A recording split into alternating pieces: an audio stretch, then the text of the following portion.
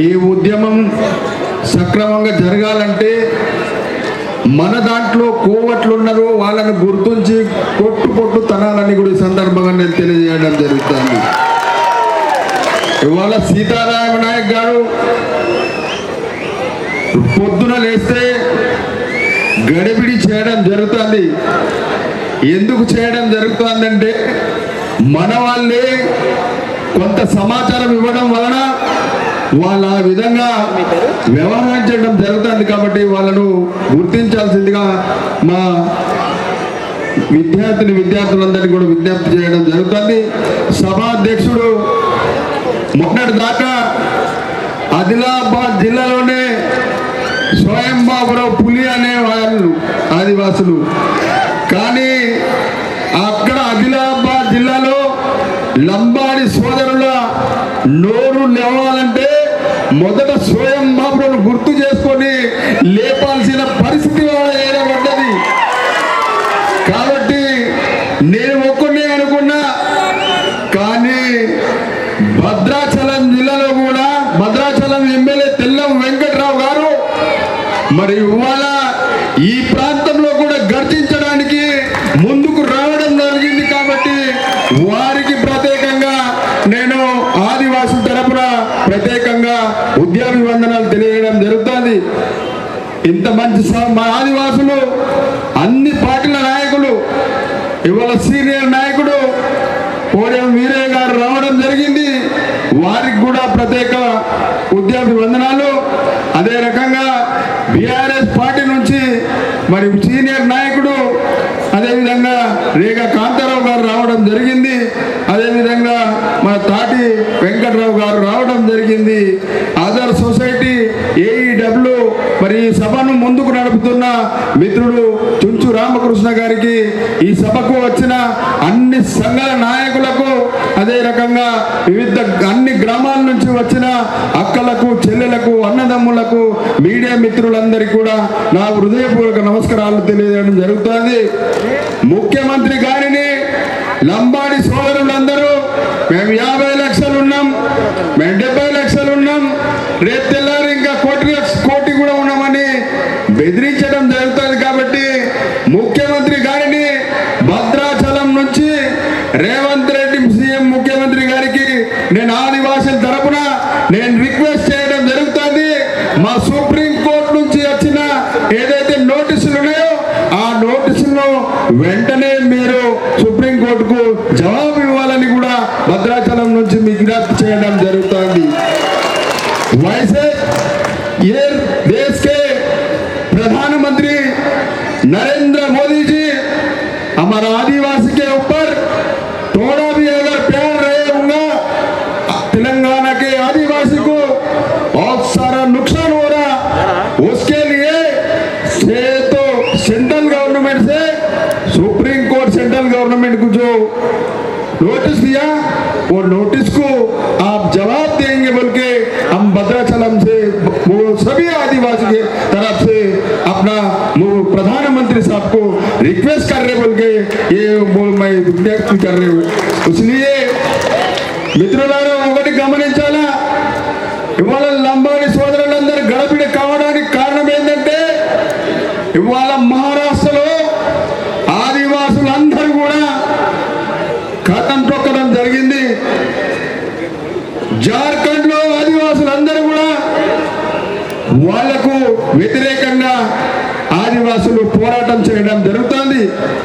అదే రకంగా ఛత్తీస్గఢ్ లో కూడా మొదలు కాబోతుంది. కాబట్టి అదే రకంగా మణిపూర్ సంఘటనలో జరిగింది. ఇవన్నీ చూసిన తర్వాత ఇవాళ మహారాష్ట్రలో మున్నూరు కాపు అనే జాతి ఒకటి ఉండే, వాళ్ళు వీళ్ళంబాడి సోదరులాగానే అడ్డగూళ్ళగా సర్టిఫికేట్ తీసుకునే వాళ్ళు. కానీ సుప్రీంకోర్టులో అక్కడి ఆదివాసులు కోర్టు వేస్తే సుప్రీంకోర్టు మున్నూరు కాపులు ఎస్టీలు కాదు అని కొట్టివేయడం జరిగింది. అందుకోసమే లంబాడి సోదరులందరూ భయపడడం జరుగుతుందని కూడా సందర్భంగా తెలియజేయడం జరుగుతుంది. అదే కాదు, మణిపూర్ సంఘటన అది కూడా రిజర్వేషన్ పోరాటమే. అక్కడి ప్రభుత్వం మైతీలకు కుక్కీలకు గొడవలు పెట్టి కుక్కీలేమో ఎస్టీలు, మైతీలేమో ఎస్టీలు కాదు. కానీ అక్కడి ప్రభుత్వానికి ఓట్లు కావాలి కాబట్టి ఆ ఓట్ల కోసం మైతీలను రాష్ట్ర ప్రభుత్వం మరి ఒత్తిడి చేసి హైకోర్టు నుంచి సుప్రీంకోర్టుకు మైతీలను ఎస్టీలను చేర్చాలని పంపితే సుప్రీంకోర్టు ఒకటే చెప్పడం జరిగింది, వీళ్ళు ఆర్టికల్ 342 ప్రకారం ఉన్నారా లేదా, లేరు అని చెప్పగానే సుప్రీంకోర్టు వెంటనే కొట్టివేయడం జరిగింది. అందుకోసమే లంబాడీలందరూ కూడా గడబిడి కావడం జరుగుతుందని కూడా సందర్భంగా నేను తెలియడం జరుగుతుంది. తప్పనిసరిగా మిత్రులందరూ మనమందరం ఐక్యతగా ఉండి ఈ పోరాటాన్ని ముందు సాగిద్దాం. వచ్చే నెల దీపావళి తర్వాత ఆదిలాబాద్ లో కూడా మరి సభ పెట్టడం జరుగుతుంది. అదే రకంగా మళ్ళొక్కసారి ఆదివాసులం అందరం కూడా ఆనాడు కుమ్రం భీము ఏ విధంగా అయితే తుడుం కొట్టిందో అదే రకంగా మళ్ళొక్కసారి మనం హైదరాబాద్లో తుడుం కొట్టి ఆదివాసులం ఏంది అనేది మనం నిరూపిద్దామని కూడా ఈ సందర్భంగా నేను తెలియజేయడం జరుగుతుంది. అదే తారీఖు చుంచు రామకృష్ణ ఆధ్వర్యంలో డిసెంబర్ 9 నాడే భారీ ఎత్తున 5-6 లక్షలతోటి మరి హైదరాబాద్ లో బహిరంగ సభ పెట్టడం జరుగుతుందని కూడా ఈ సందర్భంగా తెలియజేయడం జరుగుతుంది. అది అయినాక ఆనాడు శాంతి మాతలు కాల పెట్టిన తర్వాత ఢిల్లీ వరకు ఆ ఉద్యమం కొనసాగింది. రాష్ట్రపతి కలవడం జరిగింది, ప్రధానమంత్రిని కలవడం జరిగింది, లా మినిస్టర్లు కావడం జరిగింది, ట్రైబల్ మినిస్టర్కి అయితే గంటలు మేము చర్చించడం జరిగింది. కాబట్టి మిత్రులారా వాళ్ళందరూ కూడా మాకు అందరికి కూడా ఆశీర్వాదం ఇవ్వడం జరిగింది. రాబోయే రోజులలో కూడా తప్పనిసరిగా ఆదివాసులకు ఆశీర్వాదం ఇస్తారని కూడా నమ్మకం ఉంది. కాబట్టి మనం తప్పనిసరిగా పోరాటం చేయాల్సిన బాధ్యత మన మీద ఉన్నది అని కూడా ఈ సందర్భంగా నేను తెలియడం జరుగుతుంది. కాబట్టి అన్ని సంఘాల బాధ్యులందరినీ కూడా రిక్వెస్ట్ చేయడం జరుగుతుంది, మీరందరూ కలిసిమెలిసిగా పోరాటం చేయడానికి సిద్ధంగా. మేము ఇవాళ మమ్మలను ఒకడు అంటాడు, ఏమంటాడంటే స్వయం బాబురావుకు సోయి లేదంటాడు, తెల్లం వెంకట్రావుకు తెలివి లేదంటాడు. అరే లంజవుడుగా నీకేం తెలివి ఉన్నదిలే, మరి నీకేం తెలివి ఉన్నది, నువ్వు చదువుకుంటావు కదా ప్రొఫెసర్గా, నువ్వేమన్నా గార్డెన్ వస్తున్నావా? మమ్ములను ఆ విధంగా అనడానికి ఎందుకు వచ్చింది నీకు అంటే వీని దగ్గర ఆధారాలు లేవు కాబట్టి ఏం చేయాలా?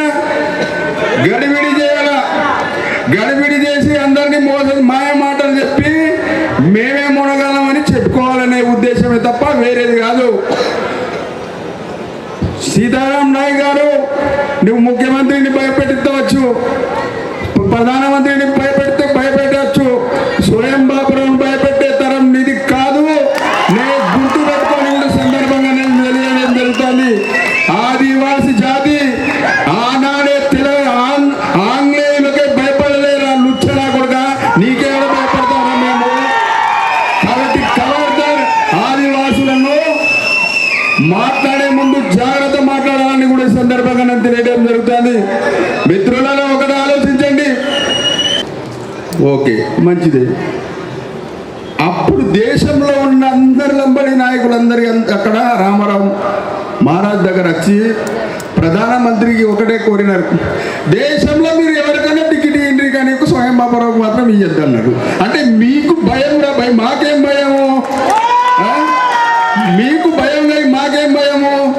మేము మా జాతి కోసం మేము పోరాటం చేస్తాం, సస్తే వరకు చేస్తాం, చేస్తూనే ఉంటాం.